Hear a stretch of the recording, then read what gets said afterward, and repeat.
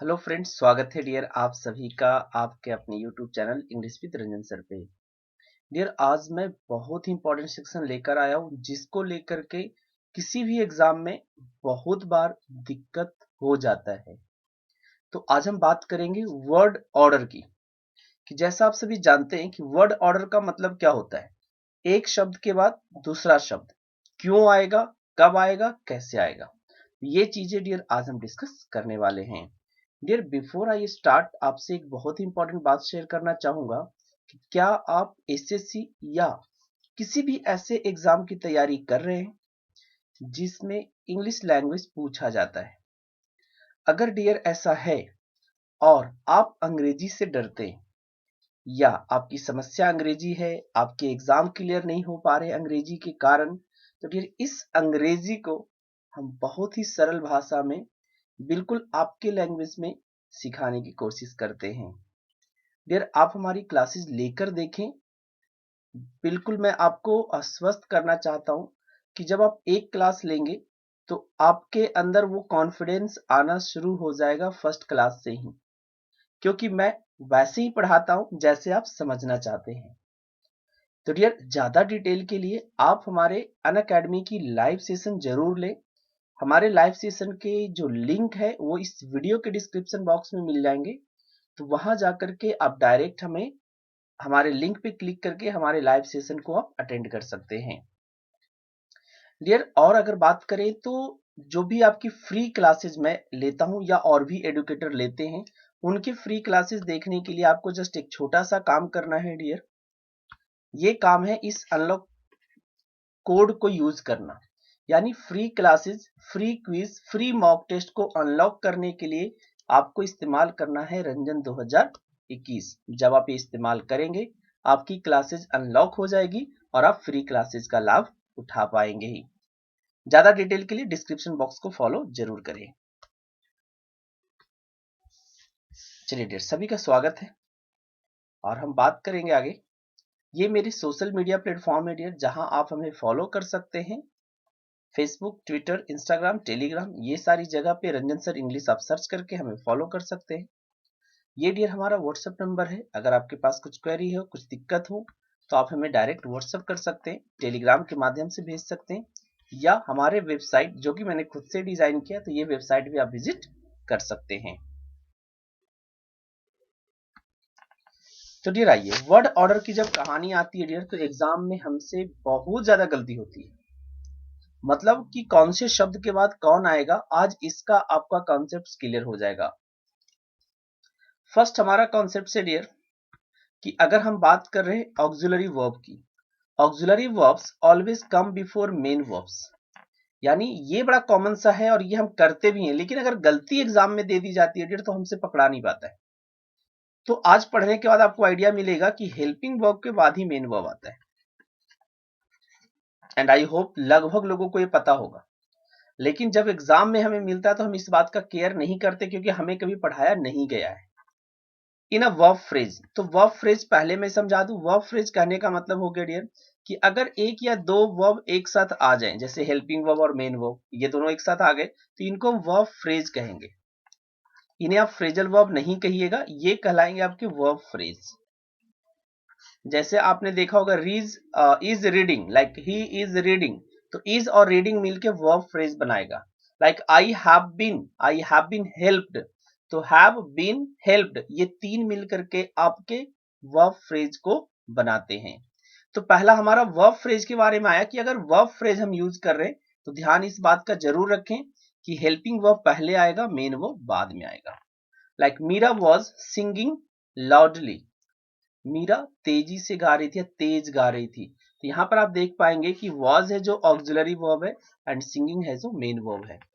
I have seen many strange things in my life, तो have यहां पर auxiliary verb है डियर, सीन आपका मेन वर्ब है। I am sure that we could help you, तो could यहां पर हेल्पिंग वर्ब है, हेल्प आपका मेन वर्ब है। आई एम यहां पर हेल्पिंग वर्ब है, श्योर आपका मेन वर्ब है। ठीक है, sorry not I am sure. अब अच्छा बताओ, चलो छोड़ो, श्योर मैंने मेन वर्ब बोल दिया बट दैट इज मिस्टेक, तो ये गलती है। तो हमें आप लोग इसका पार्ट्स ऑफ बताएं ठीक है, मैं सही वाला नहीं बताने वाला, पार्ट्स ऑफ स्पीच बताए, इसके लिंक कमेंट करके श्योर का पार्ट्स ऑफ स्पीच आपको बताना है कमेंट करके। चलिए, the engineer will come again tomorrow, engineer कल दोबारा आएंगे। तो यहाँ पर विल आप देख पा रहे हैं, ये हेल्पिंग वर्ब है और ये आपका मेन वर्ब है। ठीक है जी, तो हमें पहला चीज समझ में आया कि अगर मेन वर्ब और हेल्पिंग वर्ब आ रहा है तो हेल्पिंग पहले आएगा, मेन बाद में आएगा। दूसरा है model auxiliaries come before primary auxiliary. अब इस चीज को समझेंगे कि हमारे पास दो तरह के वर्ब्स होते हैं, एक प्राइमरी ऑक्सिलरी वर्ब होते हैं, एक मॉडल ऑक्सिलरीज होते हैं। तो थोड़ा सा दोनों को मैं समझाना चाहूंगा कि modal auxiliaries, I hope model में किसी को दिक्कत नहीं होगा, या मोडाल्स जिसको आप कहते हो। प्राइमरी ऑक्सिलरी क्या होता है?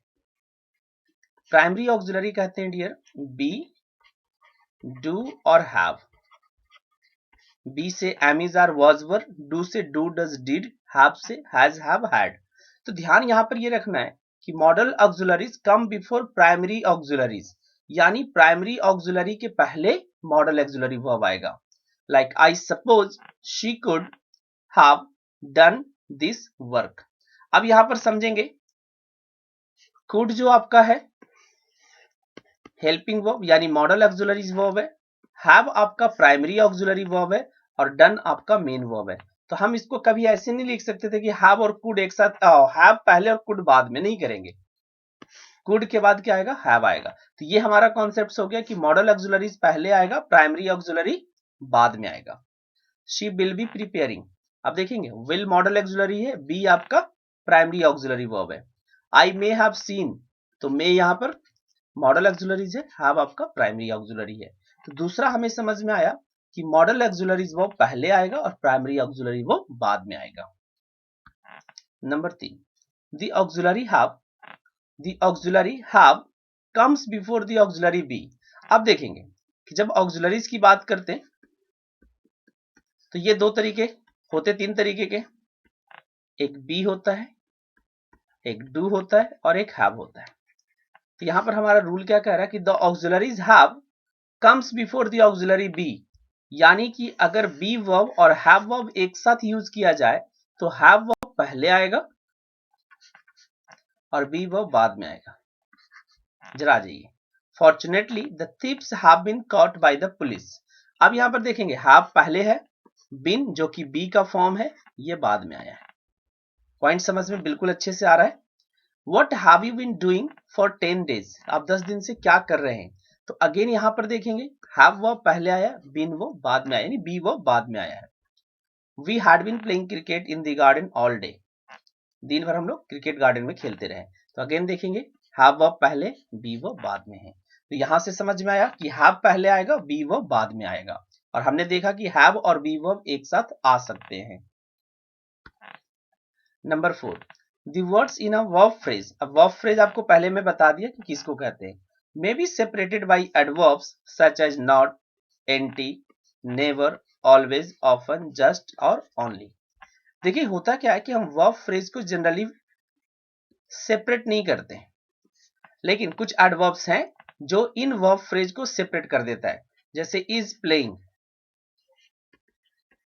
दोनों साथ में आते हैं, लेकिन कुछ एडवर्ब्स हैं जो इनको सेपरेट कर देते हैं, दोनों के बीच में एक दरार डाल देते हैं। शी डिड नॉट सी, अब हम देख पा रहे हो ये और ये दोनों हेल्पिंग वर्ब और मेन वर्ब हो गया, तो ये दोनों मिल करके वर्ब फ्रेज बनाया और इसके बीच में नॉट आ गया। ऐसा नहीं है कि आप नहीं जानते हैं, लेकिन जब ये ऑर्डर आप एक बार पढ़ लेंगे ना, अगर इससे एरर आएगा तो आप बहुत आसानी से पकड़ पाएंगे। I might not always be able to help you.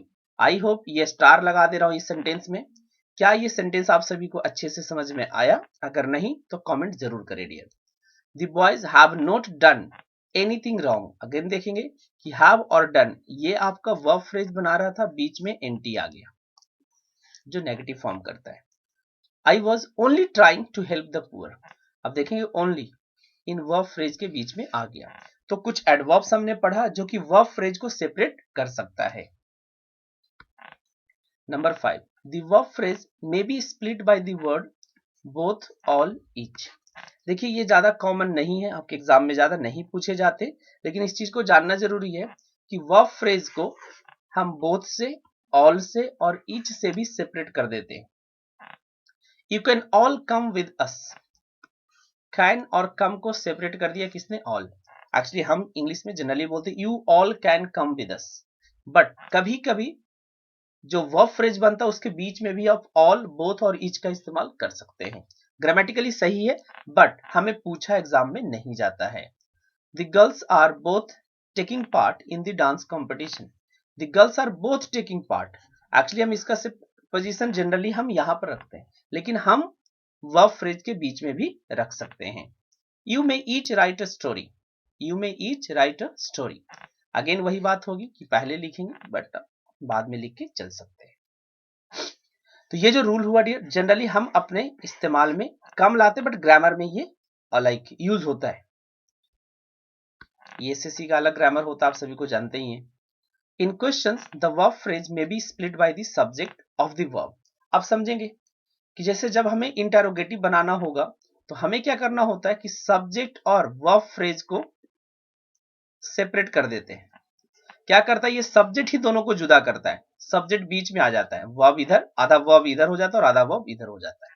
देखेंगे, is he coming here to, तो इज और कमिंग आपका वर्ब फ्रेज है, इसको सेपरेट करने का काम क्या किया? He. Has the parcel not yet arrived, अब देखेंगे अगेन सब्जेक्ट को यहां जो सेपरेट कर रहा है वो कौन कर रहा है? द पार्सल, जो कि सब्जेक्ट है। विल सी बी स्टेइंग, तो यहां पर शी क्या है? सब्जेक्ट। तो यहां पर हमने समझा कि जो वर्ब फ्रेज होता है उसको सब्जेक्ट भी स्प्लिट कर सकता है, सब्जेक्ट भी दोनों के बीच में दरार पैदा कर सकता है। The verb phrase may of course be split by the subject of the verb and one or more other words. Subject तो अभी हम लोगों ने देख लिया कि सब्जेक्ट से सेपरेट हो जाता है, लेकिन कुछ और वर्ड्स भी होते हैं, जनरली वो एडवर्ब्स होते हैं, वो भी सेपरेट कर देते हैं। लाइक हैव यू एवर, ये वर्ड सब्जेक्ट तो कर ही रहा है, साथ ही साथ एवर भी थोड़ा सा और उसको दूर कर दे रहा है। Have you ever been to Mumbai before, have you ever been to Mumbai before, यहां पर बिफोर का कोई प्रयोग डियर सही नहीं लग रहा है, ठीक है। Have you ever been to Mumbai, क्या आप कभी मुंबई गए हैं? तो यहां पर देख रहे हैं कि सब्जेक्ट के बाद भी कुछ और शब्द है जो सब्जेक्ट के बगल में वर्ब फ्रेज को और दूर करने के लिए इस्तेमाल किया जा सकता है। Are the girls all coming, are the girls all coming, अब देखिएगा ऑल यहां पर आ गया सब्जेक्ट के साथ, तो इस वर्ब फ्रेज की और थोड़ी सी डिस्टेंस बढ़ गई। Is she definitely coming here, is she definitely coming here. And have the boys only just arrived, have the boys only just arrived, क्या सिर्फ लड़के आए हैं? तो इस तरीके से हम वर्ड के ऑर्डर को समझना है कि कब कब कौन कौन सा वर्ड जो है कहीं स्प्लिट करेगा, कहीं स्प्लिट नहीं करेगा, किस किस तरीके से शब्दों को हम एक ऑर्डर में रखेंगे। आई होप ये छोटा सा वीडियो आप सभी को समझ में बिल्कुल अच्छे तरीके से आया होगा। अगर समझ में आए तो लाइक, शेयर, सब्सक्राइब, कमेंट और टर्न ऑन नोटिफिकेशन बेल, ठीक है। जरूर घंटी वाला बटन दबाइए जिससे आपको नोटिफिकेशन मिले। चलिए, तो ये खास करके एसएससी वालों के लिए ही था, ऐसे बेसिक लर्नर के लिए भी सही है, बट ये खास करके एसएससी लर्नर्स के लिए था क्योंकि एग्जाम में इस तरीके के एरर पूछे जाते हैं। चलिए मिलेंगे एक नए वीडियो में, तब तक जाते जाते जय हिंद, जय भारत।